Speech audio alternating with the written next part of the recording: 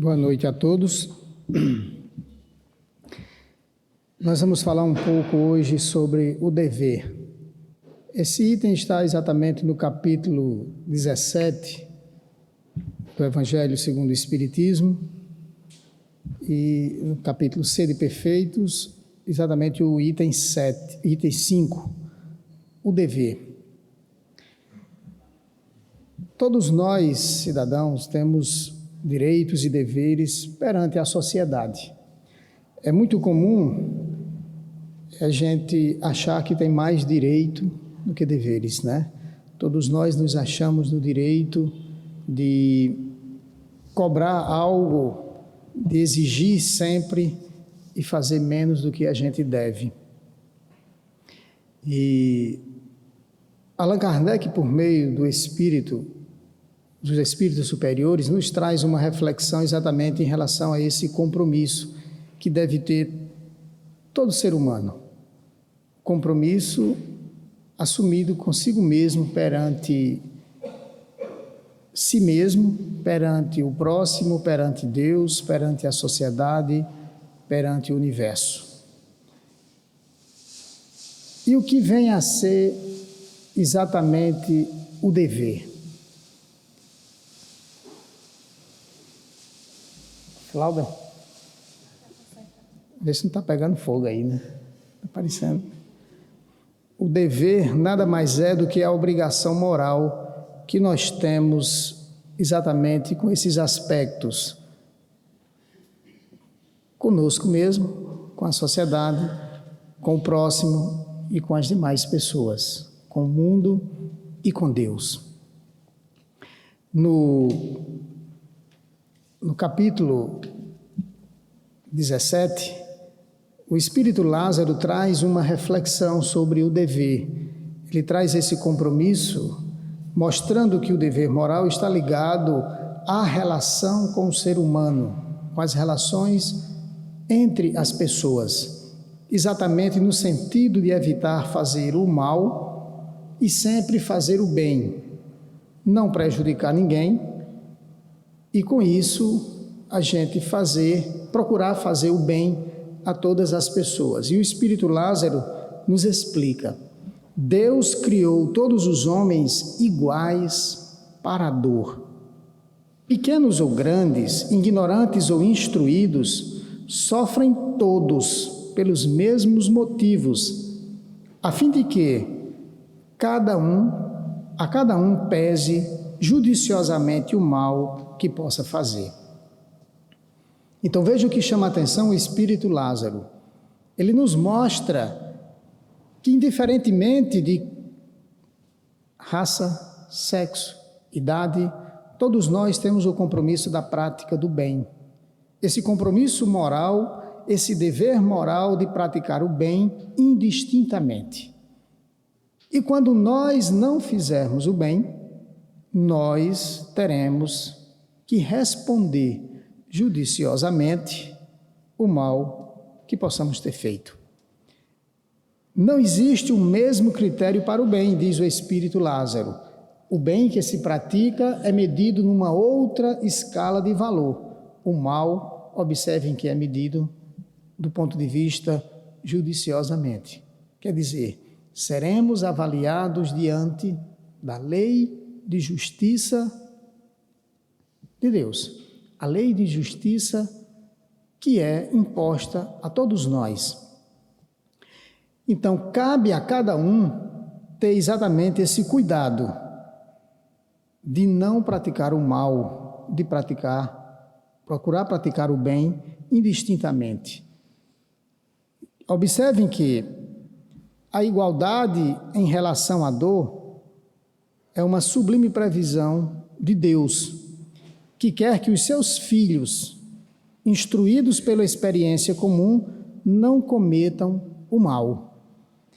Então, observem que o Espírito Lázaro nos explica que a dor vem para todos, é uma condição humana.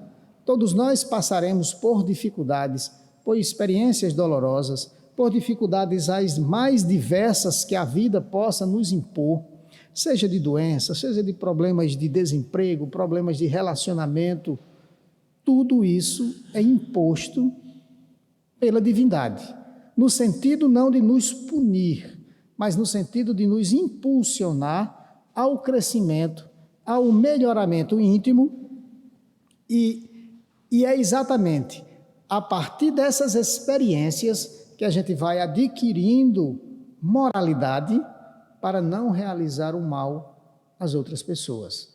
Então, à medida que nós vamos evoluindo, à medida que nós vamos nos comprometendo com esse dever moral, com essa prática do bem, ele passa a melhorar as relações entre as pessoas, tanto do ponto de vista no sentido educativo, que nós vamos adquirindo essa educação a partir do momento que a gente vai exercitando, isso vai se tornando uma prática.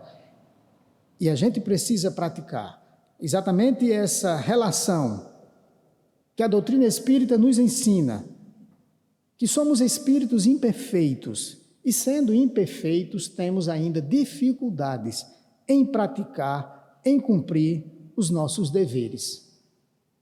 Exatamente porque esse estado de cegueira espiritual em que nos encontramos ainda nos impele a realizar os nossos compromissos morais com mais altivez. Então, somos espíritos imperfeitos, então nós somos impelidos exatamente pela nossa condição espiritual, nós temos dificuldades em fazer o bem. E à medida que nós fomos crescendo espiritualmente, em moralidade e em intelectualidade, nós vamos tendo mais facilidade em realizar o bem, em cumprir os nossos deveres com mais facilidade. Então, na ordem dos sentimentos, o dever é muito difícil de ser feito, é muito difícil de realizarmos, de cumprirmos, exatamente porque nós nos achamos nesse antagonismo espiritual. Nós sabemos o que temos que fazer, mas ainda a nossa condição moral nos compele ainda a estarmos numa situação que não aprendemos a praticar em toda a sua plenitude. Isso se dá por quê? Exatamente pelas atrações do nosso coração, pelo interesse da nossa vontade, a gente tem dificuldade. Porque a nossa racionalidade nos impele a praticar o bem. E, no entanto, os nossos desejos, as nossas vontades ainda estão presos a um passado de erros e a desejos mais da materialidade. Principalmente quando nós estamos no mundo encarnado, que estamos envoltos nessa energia da materialidade. Então, sendo assim, nós queremos sempre obter respostas do ponto de vista das coisas do mundo material. Achamos que aqui é mais importante do que tudo, onde, na verdade, essa situação temporária de estarmos na carne é um momento limitado. É um momento em que nós precisamos suplantar os nossos desejos, os nossos egoísmos mais profundos em prol do nosso crescimento espiritual. Então, é difícil a gente cumprir exatamente essa situação. Por quê? Porque vivemos nesse antagonismo entre as coisas que nos interessam do ponto de vista do mundo material e as coisas que a nossa consciência nos pede. Sabemos que praticar o bem, que praticar esse dever moral é importante para todos nós, mas ainda nós estamos presos às coisas da materialidade. Nós estamos buscando exatamente respostas nas coisas mais imediatistas e não naquilo que verdadeiramente é importante para nós, como espíritos eternos que somos. Ainda estamos presos às coisas imediatistas. E o Espírito Lázaro nos mostra que o dever íntimo do homem fica entregue ao nosso livre-arbítrio. Se a gente perguntar assim, o que diferencia nós em relação aos espíritos superiores? Fomos criados simples e ignorantes. igualmente eles. Eles não foram beneficiados por Deus, favorecidos pelo Pai, para que hoje estivessem numa condição mais evoluída. Não. O que diferencia desses espíritos em relação a nós são exatamente essas escolhas. O uso do livre-arbítrio que o proporcionou ter um progresso mais rápido do que nós. Nós fizemos escolhas erradas. Por isso que ainda estamos aqui, marcando passos diante dessa situação de uma vida ainda voltada para a materialidade. As nossas escolhas ao longo da nossa evolução espiritual nos impeliu de crescimento mais rápido. Escolha essa que esses espíritos fizeram mais a propósito, fizeram com mais altivez, então andaram mais rápido no processo evolutivo. Se a gente analisar, a mensagem do Cristo chegou igualmente para todos nós.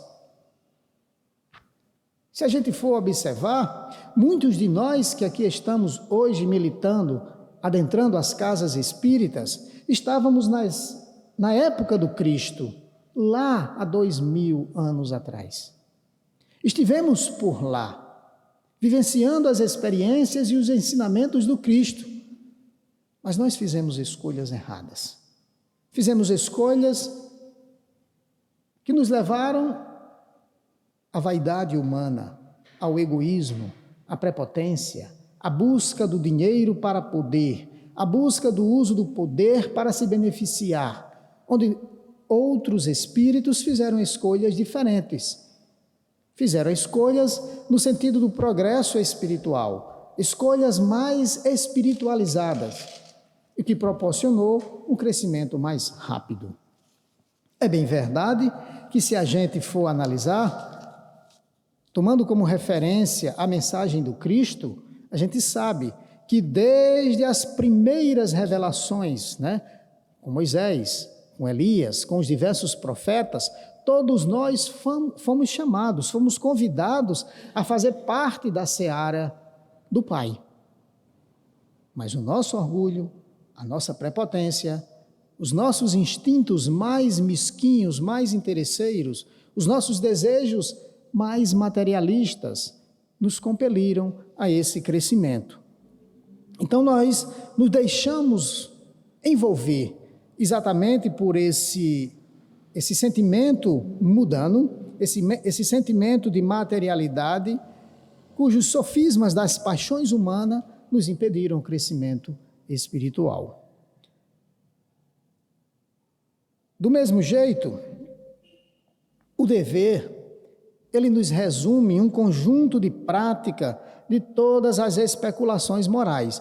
Tudo que a gente possa especular, que seja moral para o ser humano, é nosso dever praticá-los. Então a gente pode dizer, o que é moral? Fazer o bem, não roubar, não matar. Todo aquele conjunto de ensinamentos que nós recebemos na primeira revelação. Além disso, nós tivemos outros aprofundamentos no Evangelho do Cristo. Fazer ao próximo aquilo que nós gostaríamos que fosse feito a nós mesmos. Fazer aos outros aquilo que eu gostaria que fosse feito comigo em determinadas situações da vida. Nós aprendemos isso, mas nós não ainda praticamos. Então, nesse sentido, o dever é o resumo prático de todas as especulações morais. E veja que à medida que a gente vai aprofundando nesse comprometimento com o dever moral, nós somos compelidos a cada vez mais ir aprofundando nesse caminho.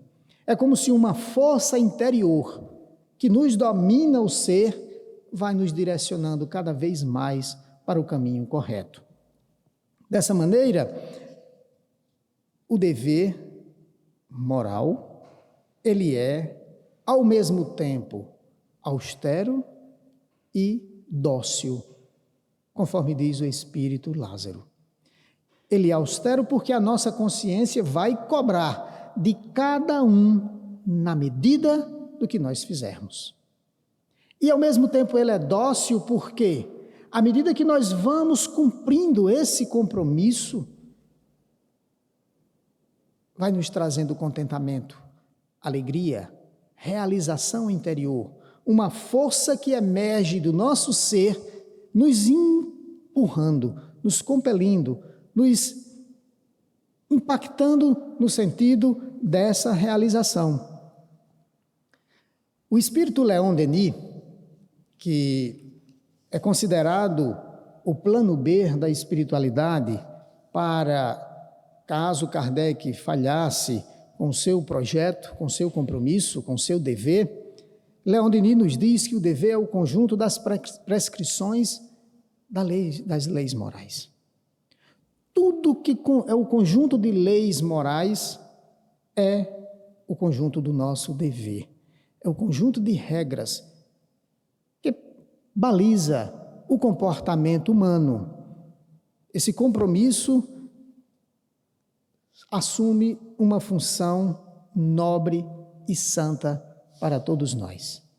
À medida que nós vamos cumprindo os nossos deveres, sem estarmos reclamando da vida, reclamando de Deus, abraçando o que temos que fazer com mais altivez, cada vez mais isso se torna para nós uma missão santa. O dever não é idêntico para todos nós. Sim, mas compromisso moral não é igual para todos? Mas a cada existência nós assumimos deveres diferentes. Cada um traz no seu âmago, na sua consciência, os seus compromissos morais para aquela existência. Então a gente não pode exigir determinados comportamentos de indivíduos, porque nós não podemos cobrar das pessoas aquilo que eles não têm ainda condições morais de realizarem. Então, por isso, o dever, ele não é igual para todo mundo. Nós vamos tendo compromissos, a cada experiência nós vamos aumentando esse compromisso moral. E à medida que nós vamos, segundo a condição que nós vamos adquirindo, em condições de inteligência, em condições de saber, em condições de moralidade, os nossos compromissos vão aumentando, né? E da mesma medida que esses compromissos vão aumentando, nós vamos tendo um automatismo, né? Nós vamos tendo essa energia, como que um processo de entropia, que nos alavancam a esse caminho de crescimento. É uma verdadeira energia, uma sinergia que move todos nós, naturalmente. O processo de crescimento espiritual, ele se dá exatamente nessa relação.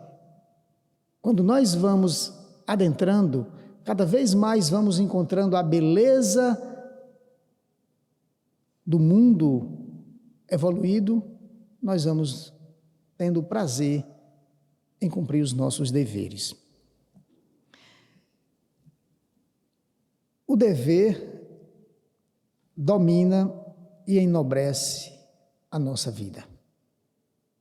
A cada vez que cumprimos os nossos deveres, é como que uma realização interior, uma verdadeira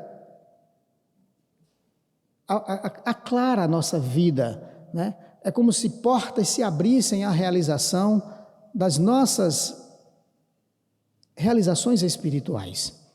E nessa relação, nós nos encontramos com consciência tranquila cada vez que realizamos os nossos compromissos.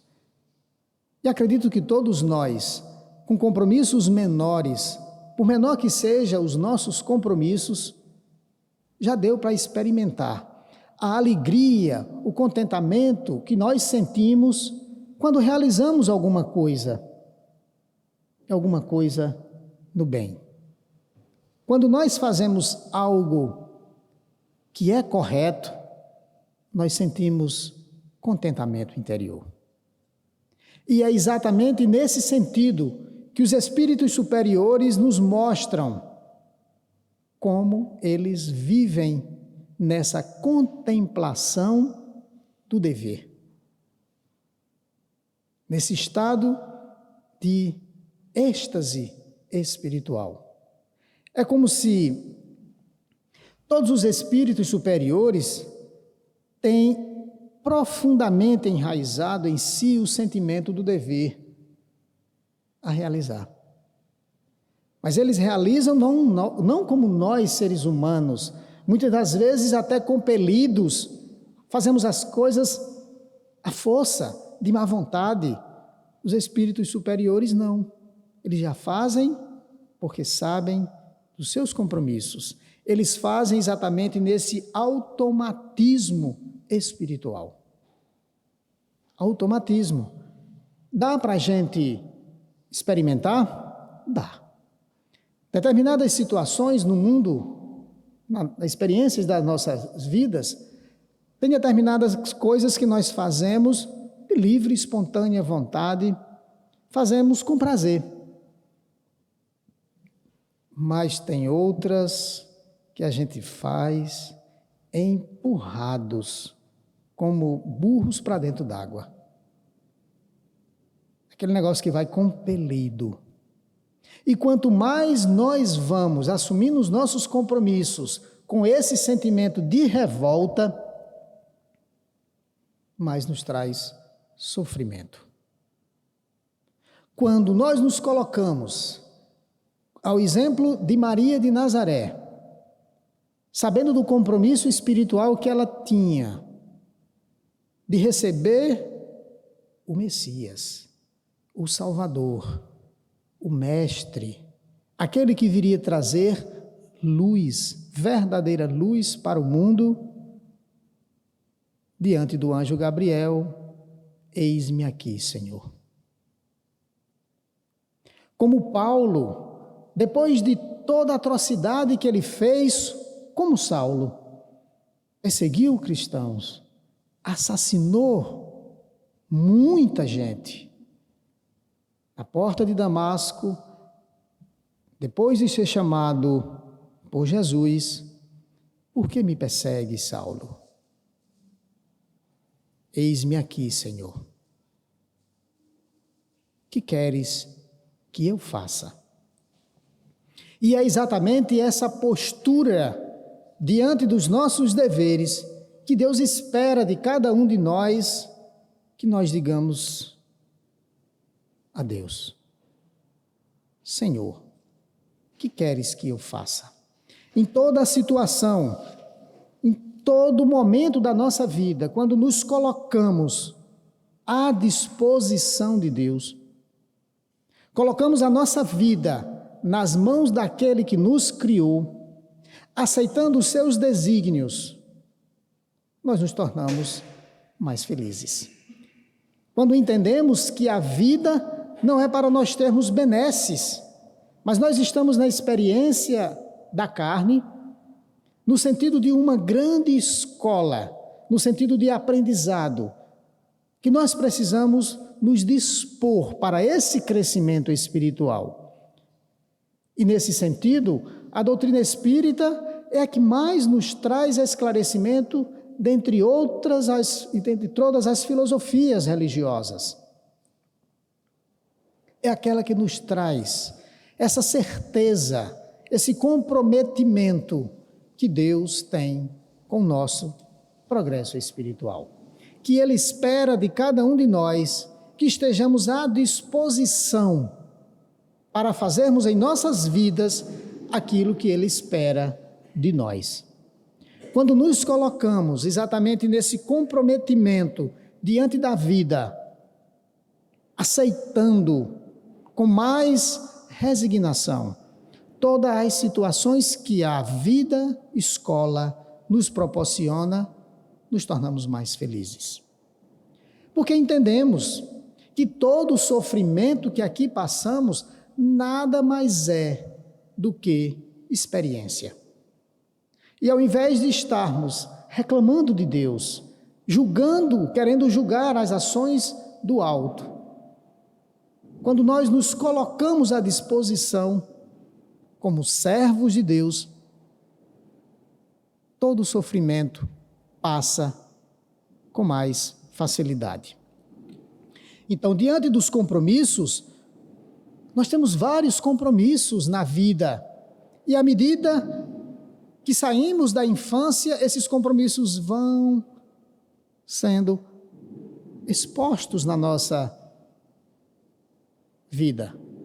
À medida que nós vamos crescendo, saindo da infância, que é o momento em que nós recebemos do mundo espiritual a oportunidade de formatar o nosso ser para uma nova existência, é onde recebemos toda a proposta de educação. É na infância que nós estamos como espíritos, estamos abertos a novos aprendizados.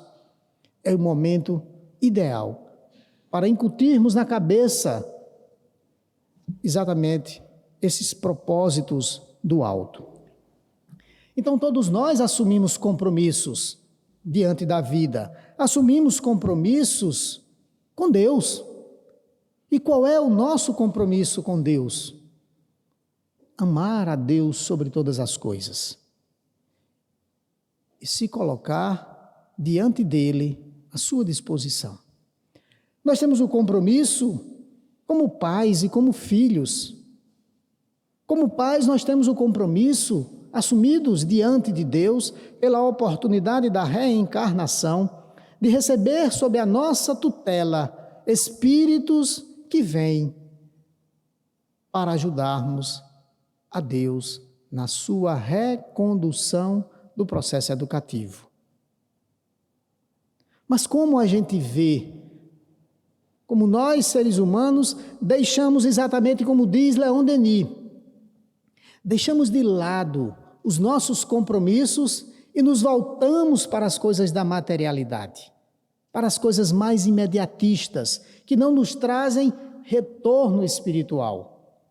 E a gente deixa a nossa educação, como a gente vê muito, né? A responsabilidade dos filhos serem educados por outras pessoas da família, pelos avós, pelos tios, porque os pais, às vezes, fogem desse compromisso.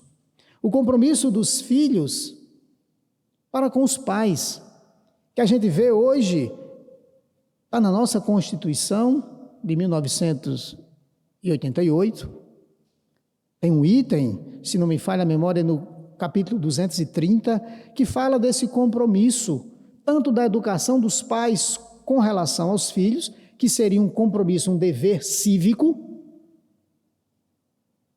imposto pela lei, que nos retrata um pouco do compromisso moral que assumimos com Deus na educação dos nossos filhos.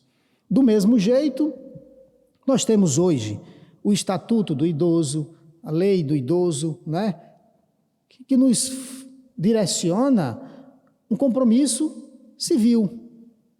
Mas o compromisso moral é muito maior do que esse.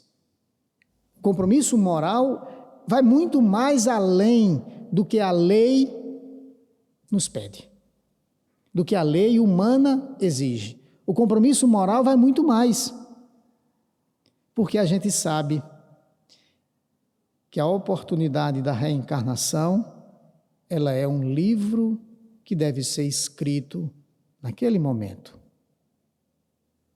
E deve ser, muitas das vezes, reescrito de maneira diferente.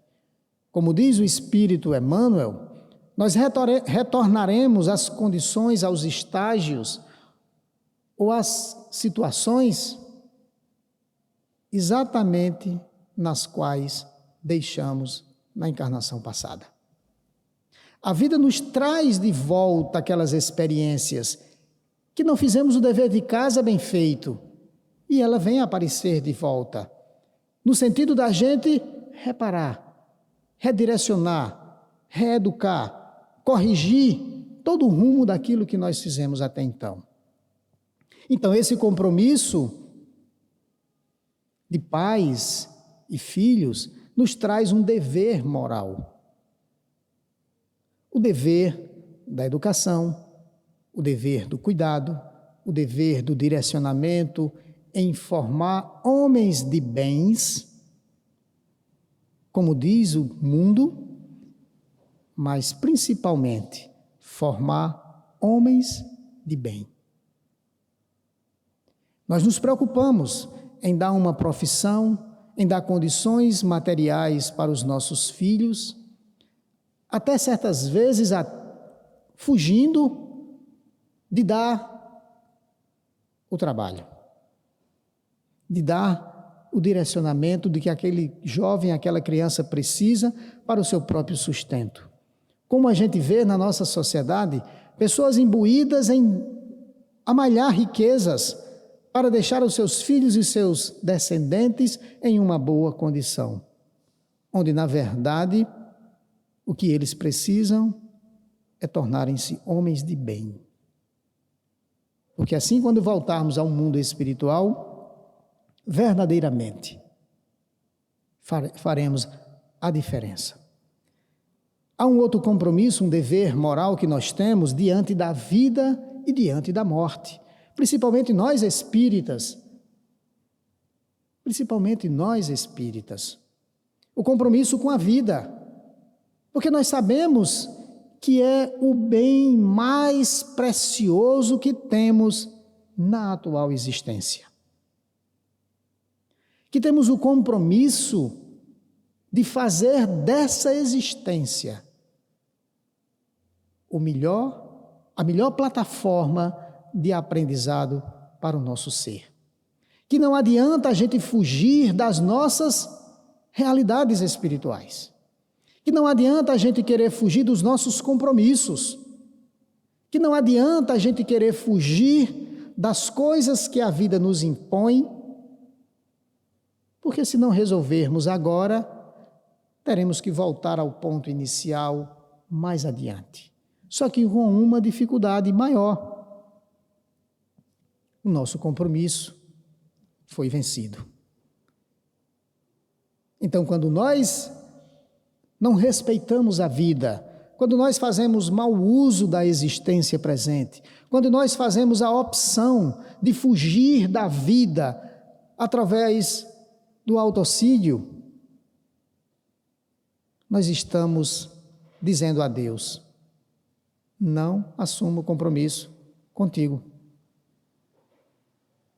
Então teremos existências onde haverá mais ranger de dentes e mais dor e mais sofrimento para que nos dobremos à vontade do Pai.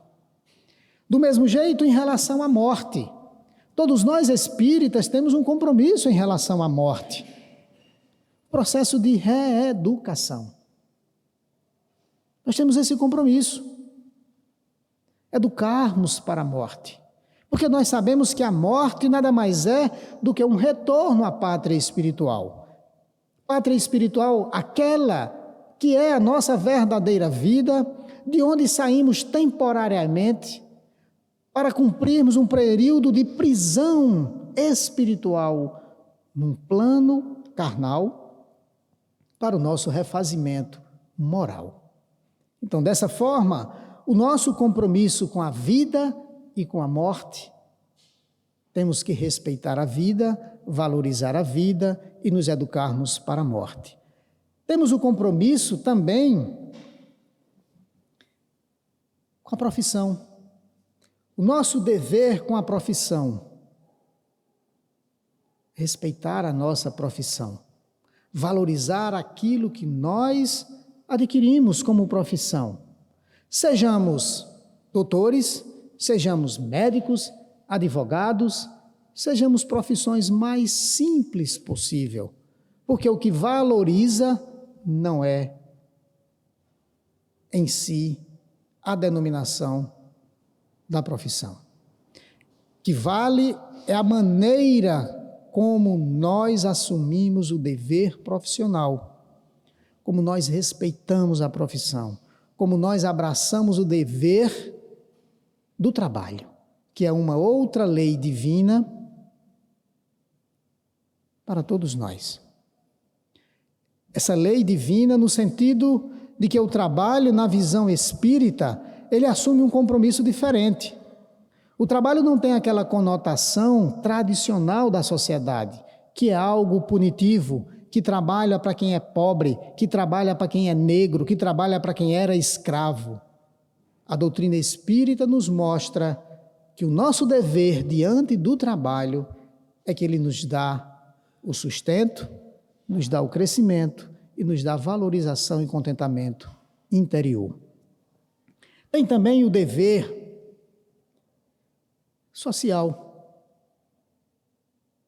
Nós temos o dever social, o compromisso que devemos assumir diante do próximo, porque nós sabemos que a partir do momento em que eu me torno melhor, eu melhoro a sociedade em que eu estou, em que eu faço parte.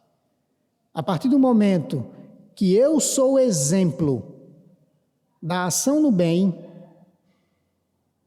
eu mudo o meu entorno.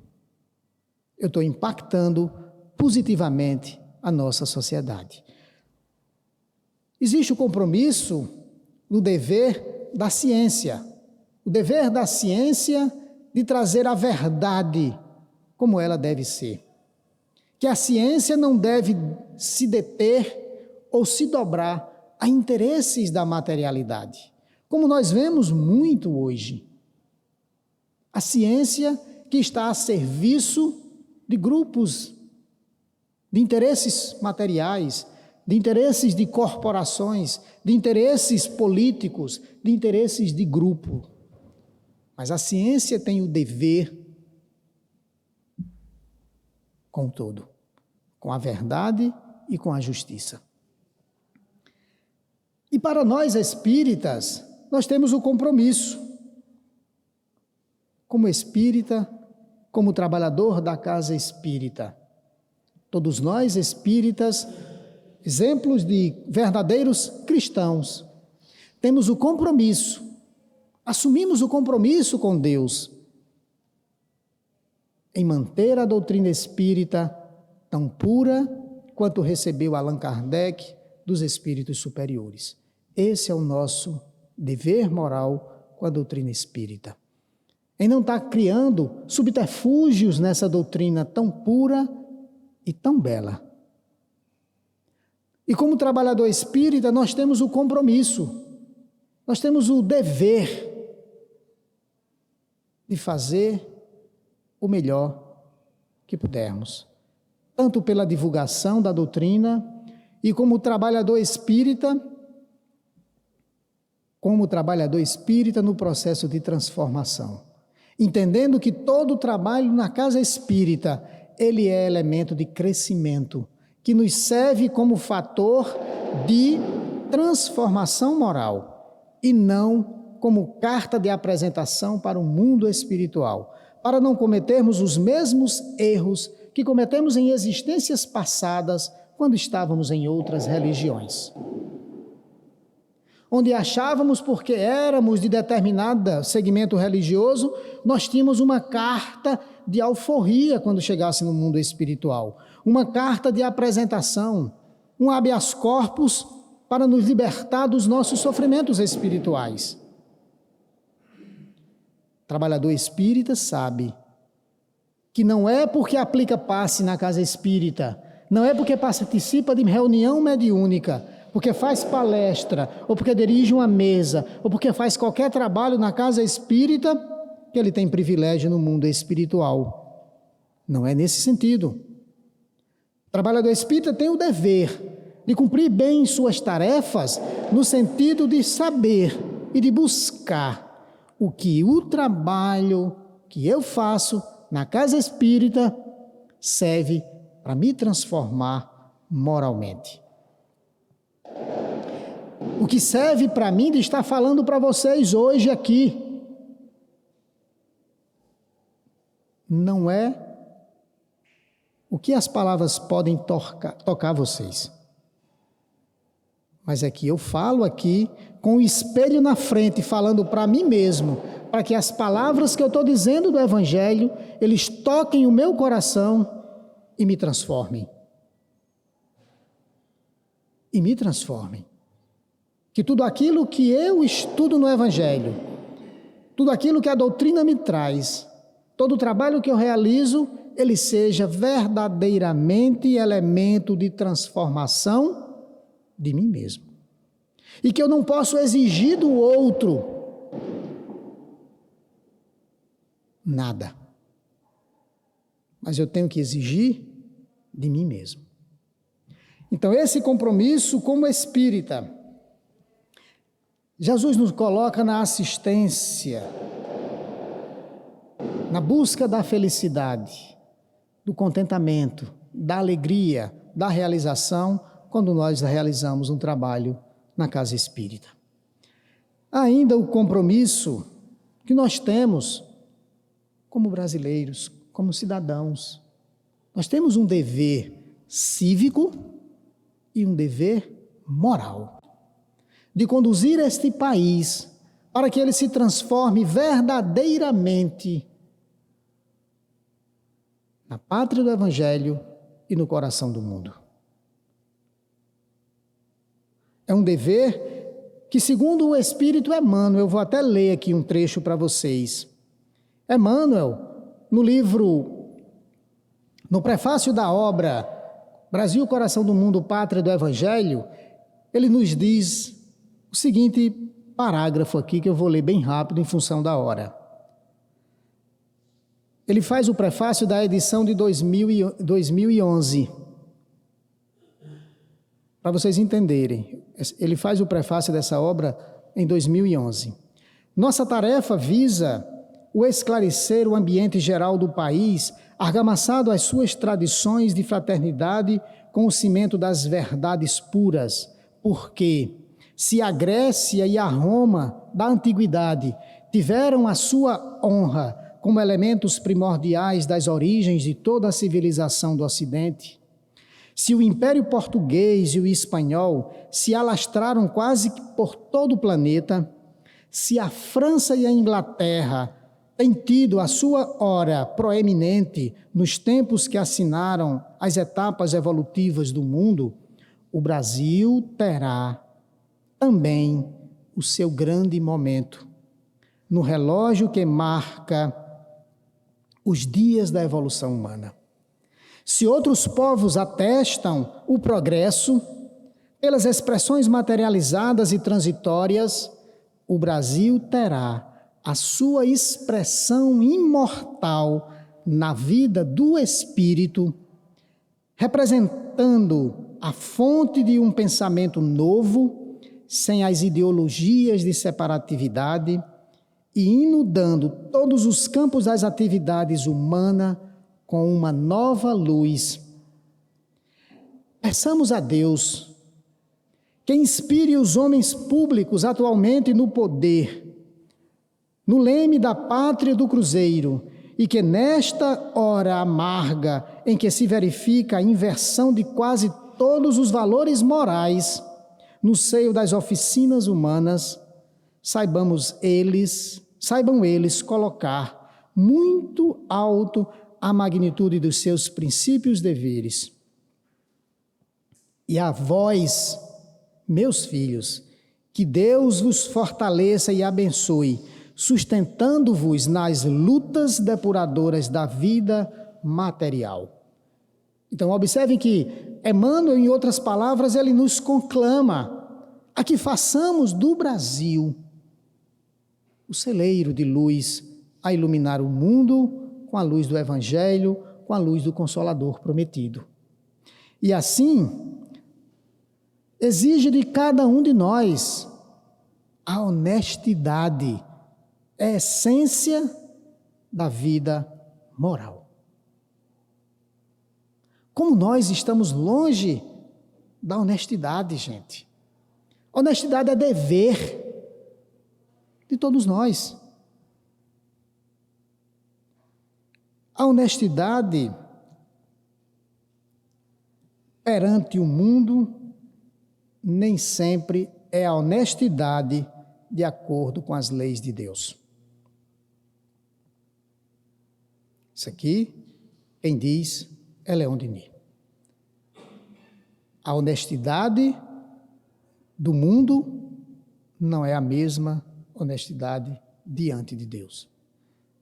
Nós podemos até estar não cometendo crimes perante a lei dos homens, mas poderemos estar cometendo crimes perante a nossa própria consciência. E certa feita, eu conversando com Celestino, eu me questionava. Professor Celestino, acho que todo mundo aqui conhece. Quem não conhece, professor Celestino é um palestrante espírita, tem várias obras, tem um trabalho feito na parte de tradução dos escritos sagrados do grego, do hebraico, do aramaico, para as linguagens e retraduções do próprio Evangelho. Tem um trabalho muito bonito. Tem diversas vezes vindo a Campina Grande, e certa feita, conversando com ele, eu me questionava, mas já numa época de início de regeneração do planeta, qual a necessidade que nós temos de ver tanto sofrimento, como a gente está vendo ainda hoje, na África, naqueles países do Oriente Médio, com tanto sofrimento, com tanta dor, com tanta situação que todos nós conhecemos. E ele me disse, meu filho, o que é que você espera que Deus faça? Onde é que Deus vai colocar tantos desonestos do Brasil?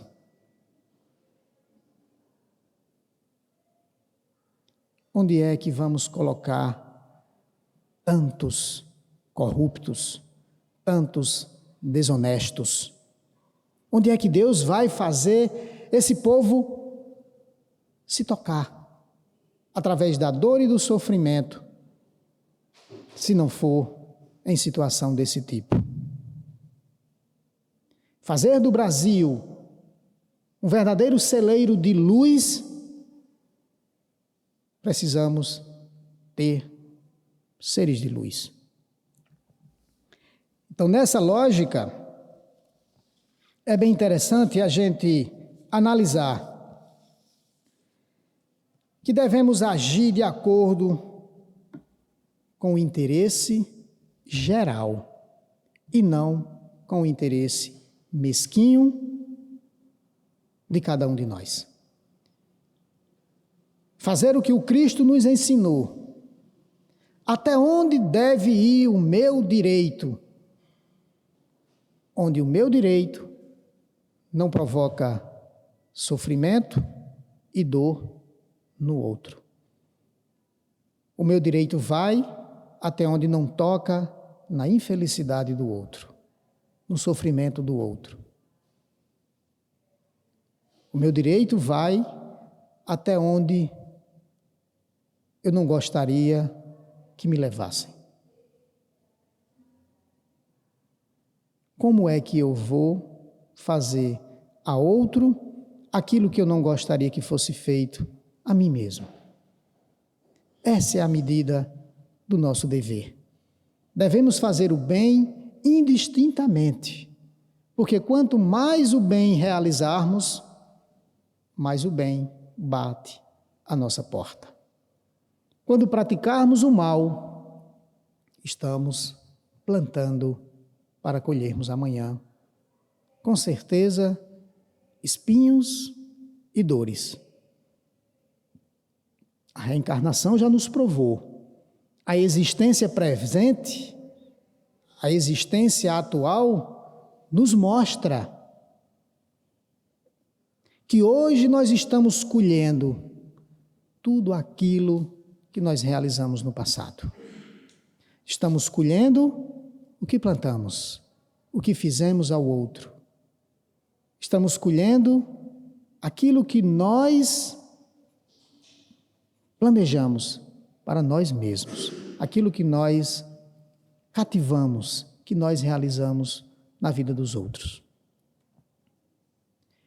E não precisa a gente ir muito longe para sabermos o resultado de tudo isso. Façamos o bem, na medida das nossas forças. E peçamos aos nossos protetores espirituais que nos dirijam, que nos inspirem, que nos ajudem, que nos dê forças para levarmos a nossa jornada nesse sentido, de cumprirmos os nossos deveres e cumprirmos as nossas obrigações. Que Jesus nos abençoe.